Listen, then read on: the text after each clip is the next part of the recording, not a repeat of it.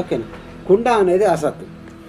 ఈ కుండ అనేది దేనికి ఇది మట్టి కంటే డిఫరెంట్గా కనబడుతుంది, రూపనామాలు అనేటివి వచ్చినాయి కాబట్టి. అట్లాగే సపోజ్ కుండ పగిలింది, అప్పుడు కుండ అనేది ఏమైతే ఉండదు, ఓకేనా. ఏముంటుంది, మట్టే ఉంటుంది. లేనిది ఏదైతే లేదో, లేనిది నిన్ను ఎప్పుడూ దుఃఖపెట్టదు. కుండ అనేది లేదు రవి, కుండ అనేది లేదు. కుండ కంటే ఇక్కడ తాడు పాము తీసుకుందాం, పాము అనేది లేదు. అది లేనిది నిన్ను దుఃఖపెడుతుందా? లేనిది నిన్ను దుఃఖపెట్టదు. కానీ ఎక్కడ ఎందుకోసం నువ్వు దుఃఖపడ్డావు? ఉన్నది అనే భ్రమల పడి, ఉన్నది అనే మోసపోవడం వల్ల నువ్వు దుఃఖపడుతున్నావు. నిజంగా ఉన్నదా? లేదు.